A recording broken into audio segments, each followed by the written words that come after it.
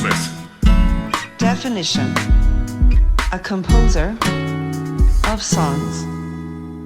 On today's show, we're talking to John Neville. John is an Irish songwriter who's very well known in the Irish songwriting scene. Yeah, he talks about his early music influences are from that American folk tradition, and he kind of likes that old-timey bluegrass style as well. He's, I suppose, a legend in the famed Lobby Bar music venue.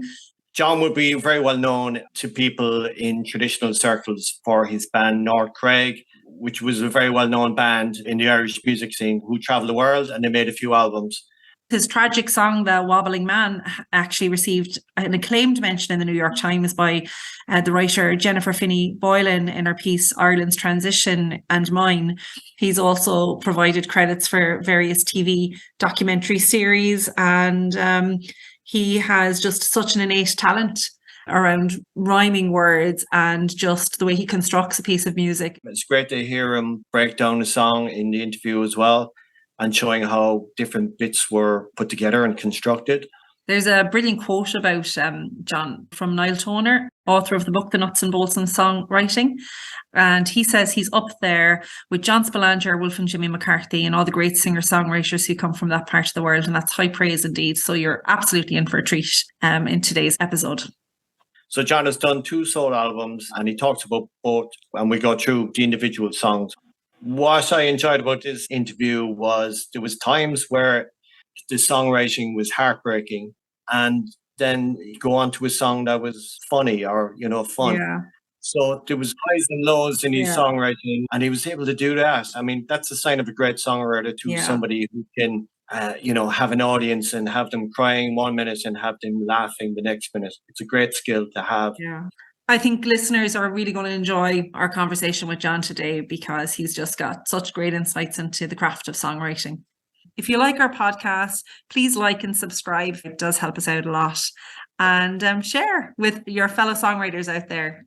We hope you enjoy this conversation with John Neville.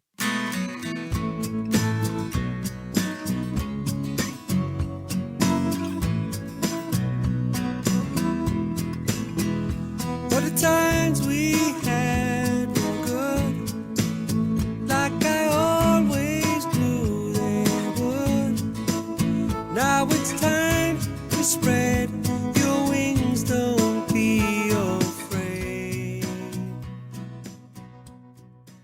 Welcome, John, to Songsmith, and we're so happy to have you here. I'm delighted to be here, and it's great to be a songsmith. Of course. One of my favourite songsmiths, actually. Thank you ever so much. I suppose to get straight to it, how did you get started in songwriting? Well, there was music in my family because my father was a continental accordion player, playing with bands.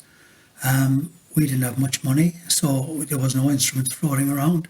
I remember my mother coming back one evening in December with a guitar for my younger brother. And she planked it away in a wardrobe, and I took it out. And I started playing around with it, and I said, I'm going to be a songwriter. Was that his Christmas present? Or? Yeah, and I broke a string in it. And then I was wondering how was they going to fix it. I brought up to a friend of mine up the road, a man that played guitar, because anyone that walked around with a guitar, I followed him around like a sniffing dog. So he tied a knot in the string, I think, and then I didn't touch it just in case anything else happened, It wasn't an expensive guitar, but I knew I was smitten. So, can you remember the first song you wrote? I can. It was about travelling to West Cork on Friday evenings after a week's work down to Allihe's Youth Hostel, a long, long way down the road in winter nights with a friend of mine. The first line was, travelling out in the evening dark, the mileage needle hit 60 on the clock. It's so nice to leave the city far behind. And I was away. What age were you at that point? I was probably 19. I knocked around with 3 guys, and they were 3 fantastic musicians. And they had a couple of guitars between them, and I used to call down to the house because I had no guitar, and I used to watch them. And I was so motivated. I bought a guitar, I locked myself in my room at night, I dropped needles down on Neil Young albums and learned the songs off.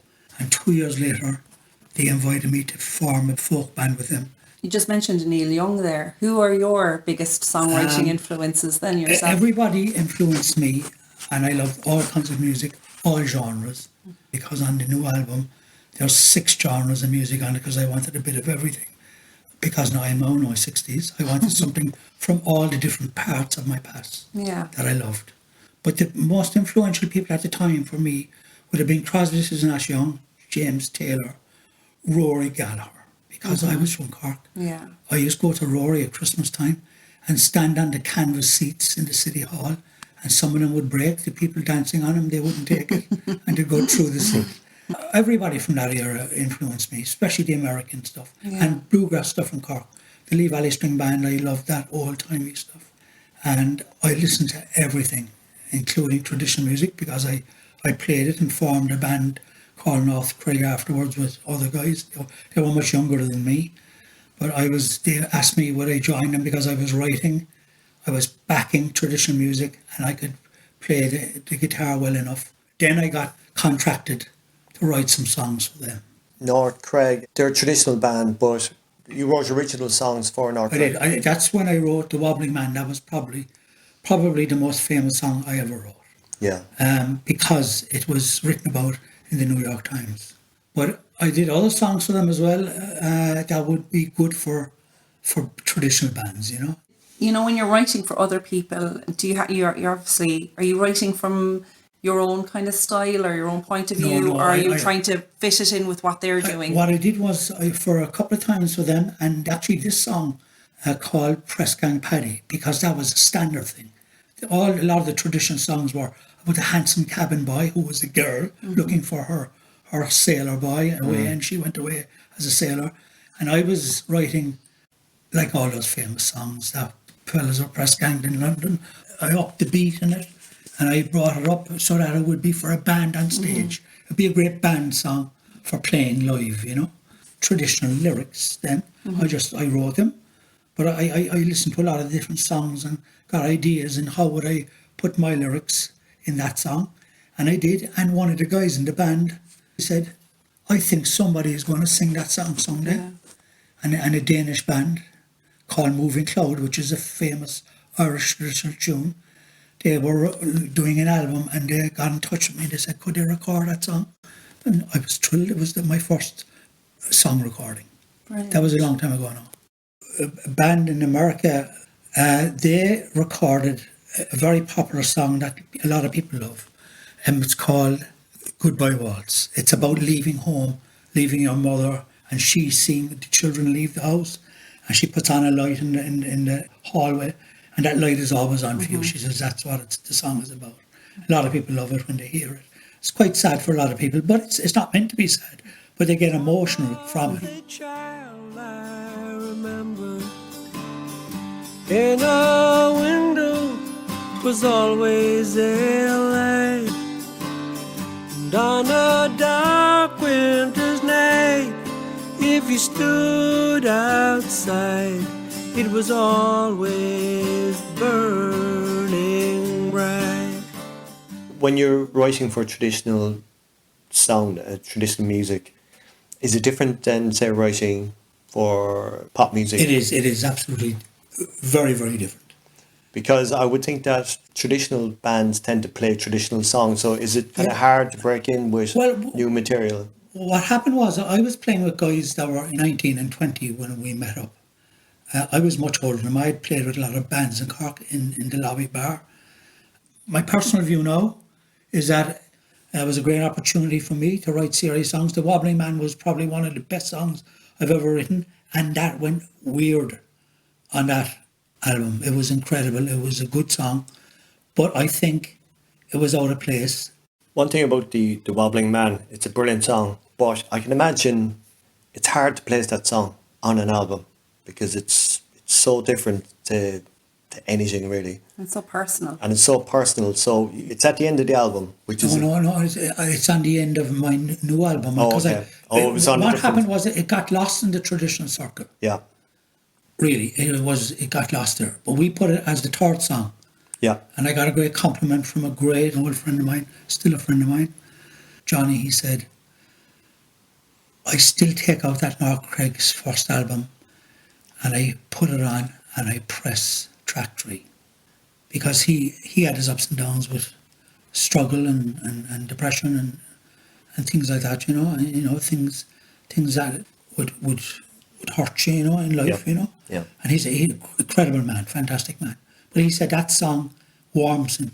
So there are, a couple of people who lecture on alcohol abuse and things like that have used that as their reference song. I left unknowingly as a boy. The wobbling man was like a toy. You'd wind him up and let him go, and watch him wobble to and fro. But soon I learned to laugh no more when I'd hear the key turn in the door. The silence came, no one would talk. Around on eggshells we would walk. Mama, mama, tell me why the dark clouds always fill our sky, while other children laugh and play. I find a corner and hide away. Do you want to tell us what the wobbling man is all about? How you describe it to other people.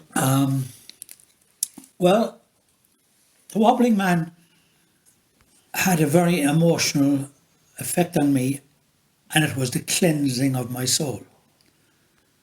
It was also what gave me a form of treatment to recovering myself in my life and become a normal person, I think. The wobbling man is about an alcoholic father who was verbally abusive a lot of the time, and we had no money, we had nothing. So when I decided I was going to write that song, I thought back to all the times and things that I could remember that had an effect on me. And one of the great things, it wasn't great, but it was great to remember to write a song. It wasn't great for thinking back on it. Yeah, so it's That cathartic. he used to work late hours, but he'd never hand over the overtime for food or things like that. He was an alcoholic. I understand now that an alcoholic is a person who can't control it, but that meant nothing to me as an 8-year-old child. He was drinking the money. And I always think of John Prine's beautiful song where he says there's a hole in Daddy's hand where all the money goes, in Daddy's arm. I thought of that song, and I thought of where all my money went. I went to school in plastic shoes because we didn't have money for that. And there'd be fine holes, and they'd fellas giggling at you at the time. And we didn't care. That's the way we were. We couldn't do anything about that. But I remember all the things that happened that were sad in that time. My mother would be crying. She'd be upset. A woman bends to stoke the fire. The flames were once like her desire she held for the man that shared her dream, who turned out to be cold and mean. A woman bends to stoke the fire. The flames are once like her desire. She held for the man who shared her dreams, who turned out to be cold and... I watched her by the fire, poking the fire, crying into the fire when he giving out about his dinner, because he was late home. Things like that, the financial side of it, trying to get money from people. So I wrote the song, and I asked my family, would they listen to the song before we released it, to see would they accept it, because they may not like that to be brought out. And they said they would like to hear it. I had a couple of people who didn't like it, but some other people did love it because it was very good for them. It was good for me. And I thought there was great lines in it, and one line that really got to a lot of people, it hurt them. And it hurt me a little bit too. And it just showed an emotion in a man who had done so much wrong in his life, I felt. He kisses the photograph of the wedding couple on the morning. To his lips, a picture I see impressed of a dancing woman in a wedding dress. The morning we were burying her. That was a very emotional morning. I can only imagine. As the cold October morn begins, an old man cries for his past sins. To his lips the picture I see him press of a dancing woman in a wedding dress. But in that line, there's a bit of empathy for him in a Yeah, way. there is maybe, but my point still was that when I was 8 years of age and I was waiting for him to come home, I couldn't understand that alcoholism was a disease. I had no interest in that. All I knew was that we were looking for money to get food, and my mother had to go to work, and that was one of the reasons why she was sick, because she worked hard, you know. What's brilliant about that song is you're looking from the child's perspective at the start, and he sees this man who's wobbling, as you say, because he's drunk. And the child doesn't understand it. He said, what's the line about? I laughed unknowingly as a boy. The wobbling man was like a toy. Yeah. A child would almost see that as being something funny or amusing. absolutely, yeah. And then later on, as this character gets older, he realizes it's a serious problem and it's an issue. And you kind of grow up with the character in the song. I mean, one of the things that I always remember, this is so vivid in my mind now. I'm talking about it now. My mother would say, "Come on, we'll go upstairs." I was the eldest in the family. And we'd go in, he'd be gone to work. He may not be drinking heavy at the moment, but you know the system and you know when it's starting. So we'd go up and we'd look into an old top coat. Hidden inside an old top coat is a pocket full of £10 notes. And if he was willing to what we would call the batter, he would know what kind of money he took out and he drank during the last week. Yeah. So this was our time then to get our money. So we take the money and we take it and we'd use it for what we needed. When you perform that live, do you still, is it more just a performance now, or do you still feel it every time? Or I feel it a lot of the time, but there was a time when I used to find it hard to keep it under control. yeah, The most amazing performance of that song was with North Cregg in Lurgan in a folk club shortly after the album came out. There was a lot of alcoholism in that area too, but a lot of those women, the husbands were in jail through the troubles. When it came to the wobbling man, the hair on the back of my neck started to stand up. And the guys in the band were looking straight out and they were speechless. They weren't going to talk during the song, but you know what I mean. They were looking dead straight ahead. They didn't know what, they couldn't understand it. And they sang every line of that song. And that was an amazing feeling.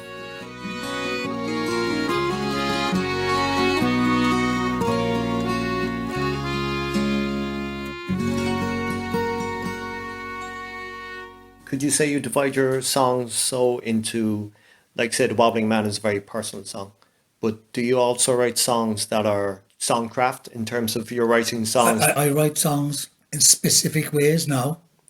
I did it for the first time for the new album, for a song called Sun Valley Drive. I wrote it in the 60s, up to the 60s. They had specific ways of writing out of the Songsmith shops in the States. Obviously, The Wobbling Man is a very personal song, but do you also write songs that are not personal? You know, they're more for the craft of song and the joy of songwriting, rather than being a very personal backstory. Yes, I've been asked to write a few songs for specifics. Yeah. One was about salmon on the river for a film that was done in Cork, and I wrote that song. I've done quite a few songs for people. I've done songs for a friend of mine who they lost their son a couple of years ago, and he committed suicide.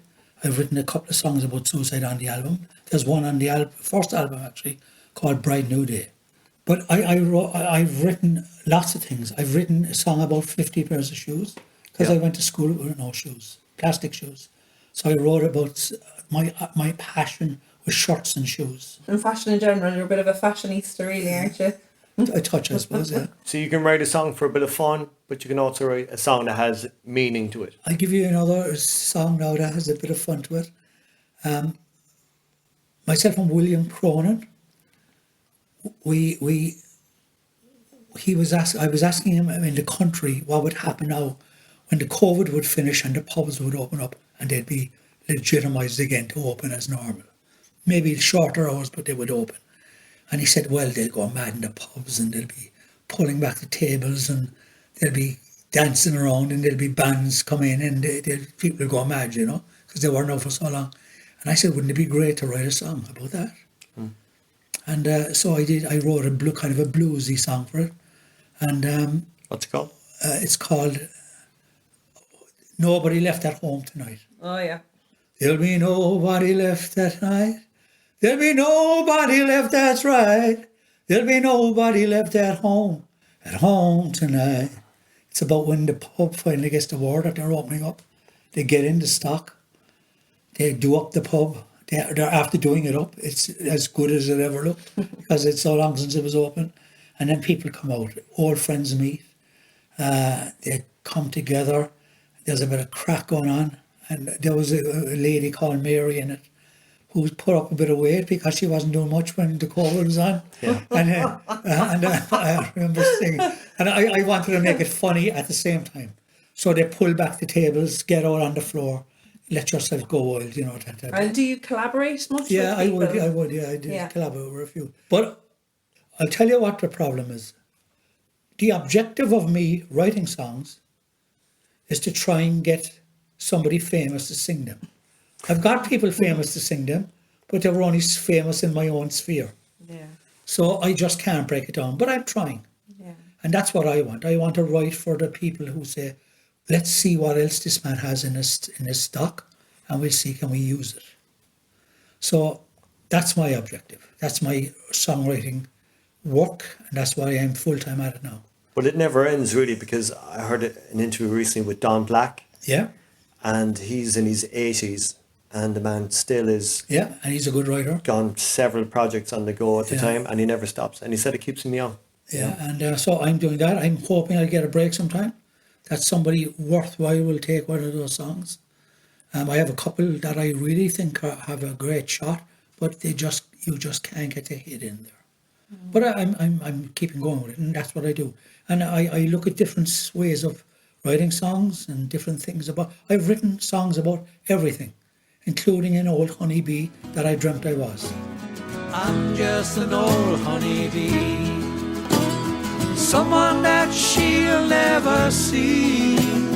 I'm just a flyby collector, pity for me. It's a pity for me. There's so many songs and writers and good writers, clever writers, good with words, good at finding the right words, good at rhyming, good at delivering the story. And remember that there are stories everywhere now. People forget about it. People that start songwriting forget.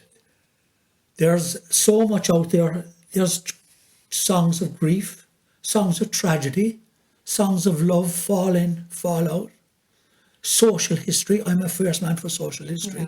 Sun Valley Drive is a social history song. Yeah. I love it because of that reason.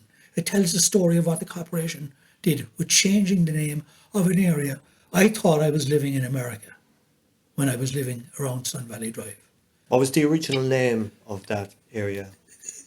There was a couple of names from its history. The Tarry Road was one of their names, but there was another. It's gone out of my head this very moment now, but there was an older name than that, and there was a small brewery there, as well as that, way back the line. So those places were changed to make us feel good about ourselves, and I at that time you had things like the High Chaparral, Batman and Robin, all those American shows were coming in, made in Los Angeles and places like that. I thought I was living in Los Angeles. So the council came in, they just changed the name of an entire area. Well, they changed several names, but the closest thing that we got to America was the long straight road going all the way up the hill. It was the first song in my time that I put the whole structure down first without writing a word. Yeah. I would like the boys, the Tin Pan Alley boys and all those guys in the States, they had systems of writing songs and they were standard. They were called a standard song. And it was all of them, no matter who the writers were. They were all the same length of time because the music is time. So it was always almost the same time. They might extend a bridge, they might put a bridge in, or they might put a second verse and chorus in, but rarely, but it did happen occasionally. So I wanted to write a song in that old style. So before I ever wrote a word on that song, I decided on the things I said. Firstly, what was the genre? What would the genre be? It was going to be folk pop, rock pop. I don't know how you'd say that exactly, but it was that type of vibe. So for that, I wanted to have a riff. So the first thing that was going to be written for the song was a riff. And that riff was going to be, something about that was going to be a continuous riff through the whole song. Every time you came out of the end of the song, the chorus, you went back into the riff again and you played a bit of it because I wanted to draw the song out a little bit. And there were no lyrics being sung and you could still get in the mood. Can you play the riff for us from Sun Valley Drive? I think I could. I had an idea that it was going to be medium slow.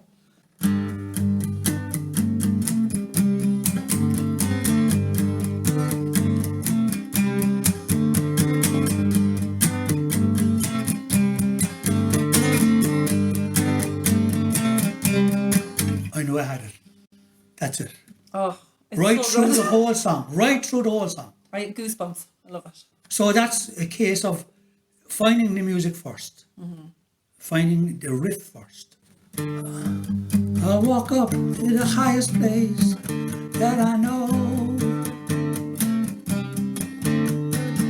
I was born there so many years ago.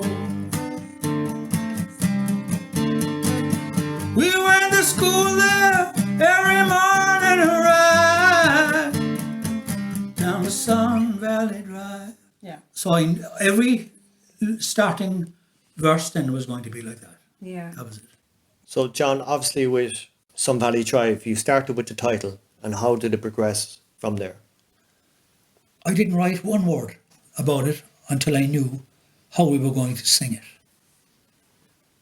So I created all the old style writing song systems and I picked one and I said it was going to be a pop rock song.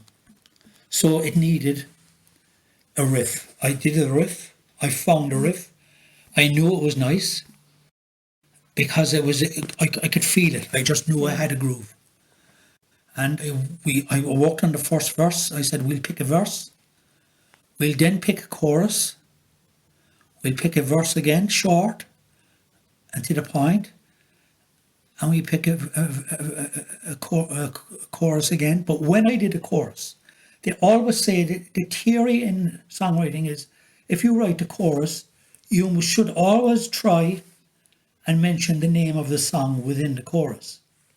And you should also mention the hook, which was, come on up, I'll take you up. And that line is the same every time. And you always finish down the Sun Valley Drive. Yeah. So there was the name of the song and a double hook. But there was a third thing going to happen in this verse. I wanted to do it. I thought about it already. Most people, when they use a chorus, they use the same chorus right through every time. But I wanted to change one word every time to try and tell a different story for that chorus, because that's the focal point of the song. And what I wanted to do, I wanted to rhyme a word with drive. So in the end, it turned out to be arrived, strived, survive, alive. Songwriting is practice. Yeah. If you're practicing and you're practicing both music, playing the instrument, and doing the lyrics, it becomes, sometimes I might do the lyrics first. In this case now it's different. I'm doing the song structure first. Yeah. total structure first. But if you practice enough, all those kind of words come into your head. Yeah. You know, it's easy. It becomes easy. Actually, it becomes easy. But the thing is to get it and to tell it in a way that you know it's going to catch people. It was easy to say, well, I walked down to the shop. Well, then you got to change that up a little bit. So there are things you can do to help that. So that's what you got to work on. You got to create it so that people will be drawn into the line. Yeah, in the song you described the different characters, like the girls Yeah. going for a night out. And Yeah, things yeah, like- yeah, and that was my favourite verse. Yeah. Because I was a young boy, I was starting to tingle, and I was saying, aren't they lovely girls? They were women, young women, and they were beautiful, and they were walking down with their clothes on, going out dancing. for the Beehive and night. jive. With their beehive and jive.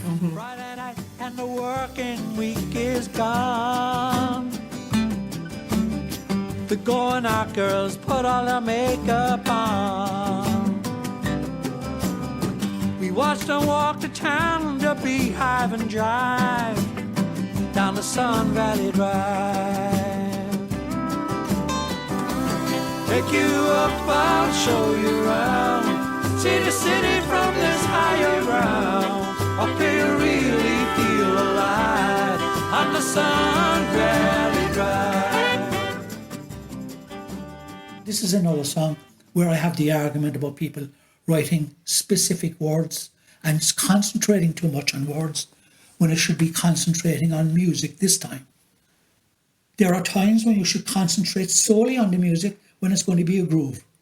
When the groove is the most important thing. Sting was the man that did that. Yeah. Sting wrote everything, little thing she does is magic. Every little thing just turned me on. Would you have the confidence to write that down and sing it and put it on an album? You know, he was in the pop world. My belief in that scenario is that you need to concentrate on the music. You've got to get the groove in the groove, and you got to drag the people with you, like a train moving. He did that with that song. He got that groove, and then he concentrated on the words after. Yeah. We're talking about every little thing she does now is magic now. And then, here's the opposite side of that theory that I try to tell people about when they ask me about songwriting. He then went and concentrated solely on lyrics when he did one of the most recorded songs in the world, Fields of Gold. Yeah. Because everybody was going to listen to that beautiful song with a beautiful melody. Slowly, I'm always telling singers, you got to get the diction right. And that's my stink story. If you could have anyone cover your songs, who would you like to have cover one of your songs? Who would be the dream performer now for your song? That's a very difficult question because I don't know, I'd like somebody in the pop world, I suppose, who doesn't write themselves, but most people are writing themselves now. I would love if Christy Moore covered one in Ireland because he has a massive following. And if you got somebody like him to cover it, then other people would say, let's have a look at this guy and see what has he got. Nathan Carter would be I'd love him to cover something. He's a good singer, a good performer, and I think he'd like some of the songs that I'm writing. There is that element of songwriting though as well that until somebody covers your song, it kind of gives you credibility Yes. for a lot of people. That is a fact, yeah.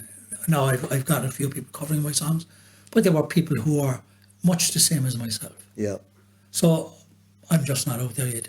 You know, I got a couple of nice compliments from DJs and stuff like that, but the bottom line is it looks like I'm never going to make it in that level, at that level.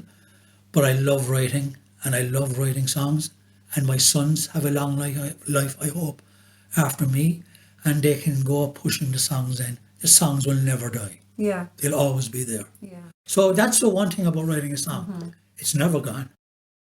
But they say that you should never really write for success, you know, you should just write for yourself because No, I'm writing for success because I want it to be my job. I want Yeah, yeah, you want it to be I your want to job. be my job. I had a full-time good job, a really good job. yeah. And when I was working, it was great to write for fun.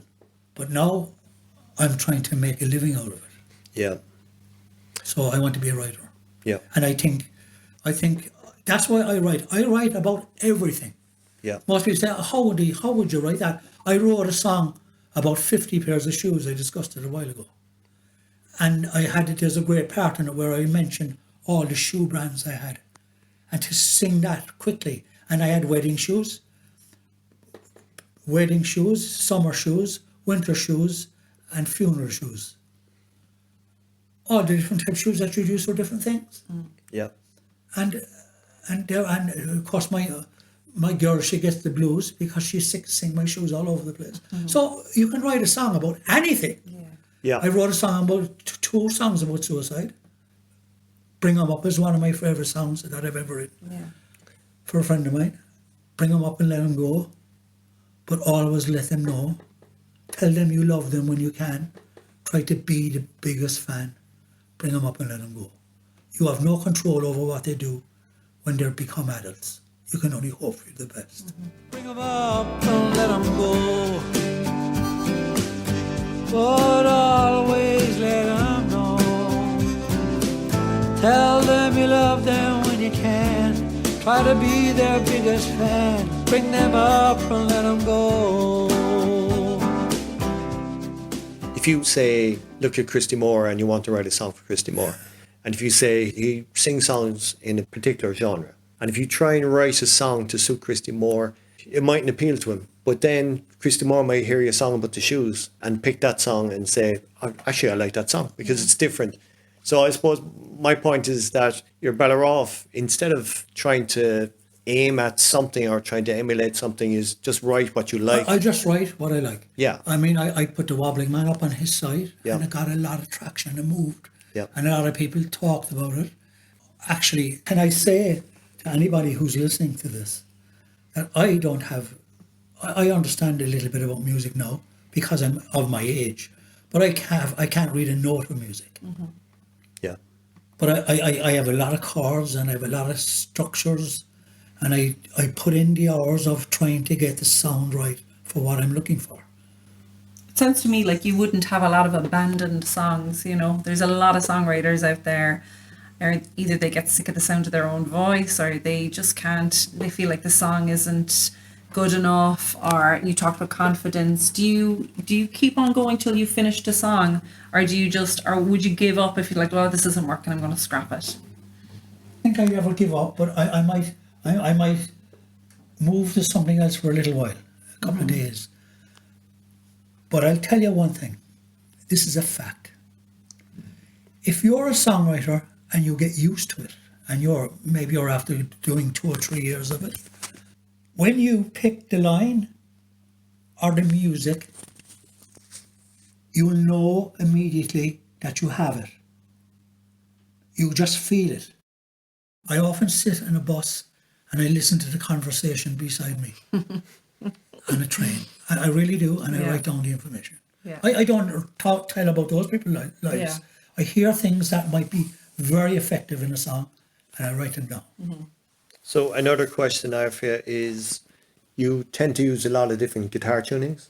Yeah. Is that something you do just to have a break from standard tuning, Yeah. or does that feed the creativity by having a different sound? It makes you work differently on the music, and it gives you a way to form a different musical taste and sound for yourself, so that you're not listening to the same string sound all the time. I don't play. I play a couple of other instruments, timping around. I'm playing since I was 14, 15. Yeah. So if you stayed playing that time and you toured and I played with bands, you're going to have something. But that's about all I have. I think what happens with people is when they play standard tuning, you tend to fall into the same familiar chords. I move it. Yeah. People say to me, how can you write songs like that? What are you doing? What are you doing that's changing those songs around? The tuning is doing it for me. Yeah. Everybody should be writing in open Ds, drop Ds, double drop Ds. I write in all of them.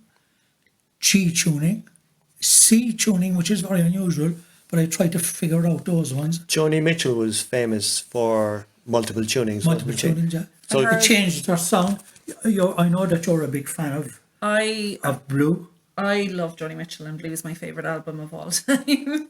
Yeah, so I suppose, for people who are just getting started with songwriting, newbie songwriters, have you any tips for them to get going?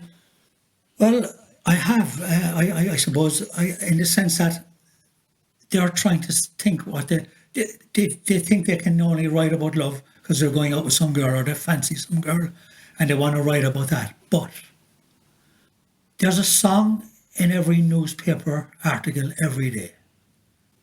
And you can take the article and you can change around the words and write about the story that you've just read, and it could be one of the greatest songs ever. Yeah, it's a great way to stretch yourself as a writer as well. And a writer, and you don't have to be looking for a subject to write about.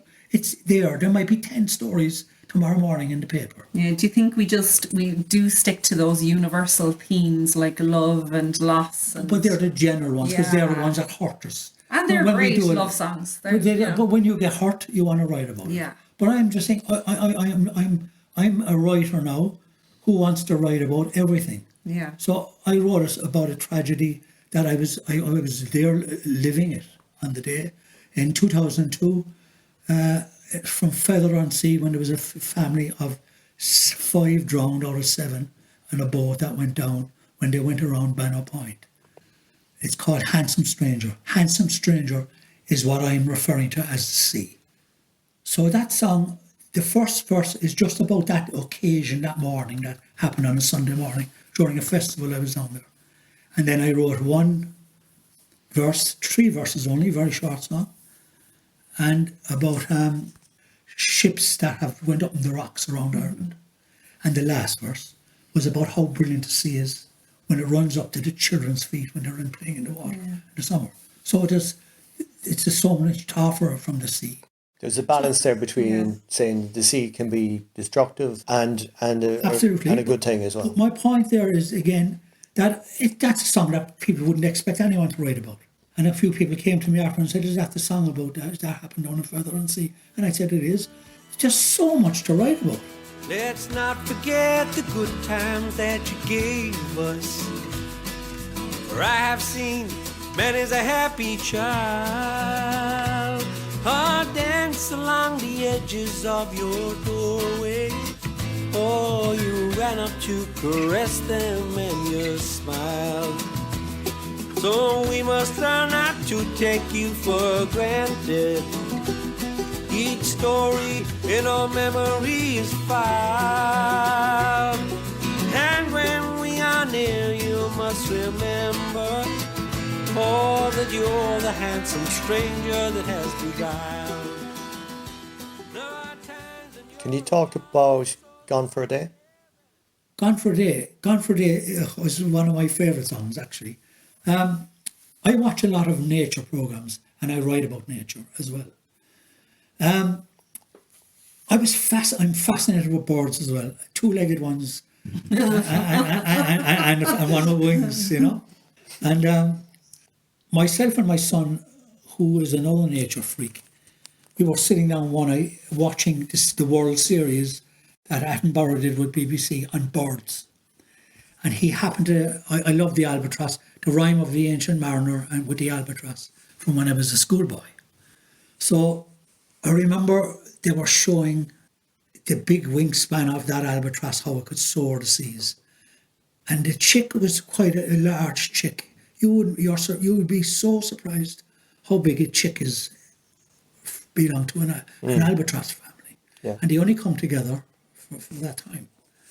And he goes off and he goes looking for the fish. But they're gone for weeks.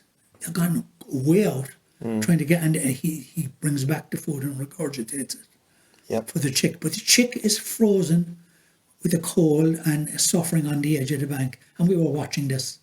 And I was saying, Jesus, that's an amazing story. And then they come back and life goes on. But it was the scenes were brilliant, how they got the shots on the rocks. And of course, it was coming up to Valentine's Day. And my wife was going away for 24 hours with some friends of hers. So she was going away. And I was going to have to regurgitate the food for 3 children. Yeah. So I was saying, Wouldn't it be great to write a song about her going for the day and use the albatross as the analogy type thing? Home flies the albatross. He doesn't feel the loss I do. Oh, without you, albatross, I wish that I were you. He flies the long way home. He never feels alone like I do. Oh, without you, albatross, I wish that I were you. You're only gone for a day, but tomorrow seems so far away.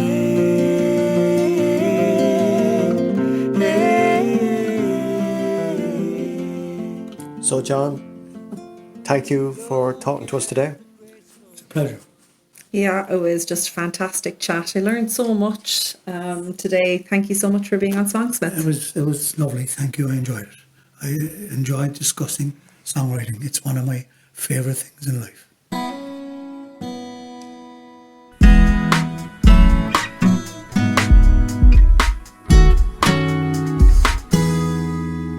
So, Eva, what's your takeaway from the chat with John? He's just so knowledgeable about, songwriting, and he knows what works well for him. He's unafraid and really brave in taking on new styles, different tunings. He's got loads of tips for anyone who wants to get involved in songwriting or wants to get started in songwriting. And it was fantastic. Yeah, I mean, he's been doing this a long time, and over the years, he seemed to have picked up different techniques, different ways of writing songs.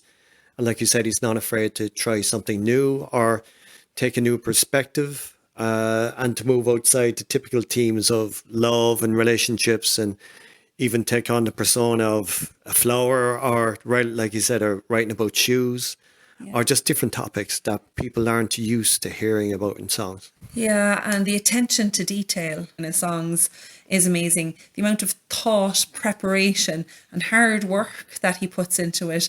That you can be inspired. It just reminds me that you can be inspired, but unless you're going to follow through on that actual process of songwriting, you're not going to end up with the song at the end of the day.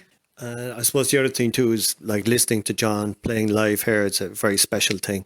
Just to hear somebody perform to that level makes a big difference and just brings out the best in a song. Yeah, I think the other tip that songwriters could take on board from John is really just, the confidence. He talked about that kind of sting story, about having the confidence to kind of do the silly lyrics and the more serious lyrics, and even that kind of juxtaposition of don't take yourself too seriously, but also take it seriously. Yeah, I mean, and the other thing too is, he's very brave in terms of that story about the wobbling man, which is probably his masterpiece, really.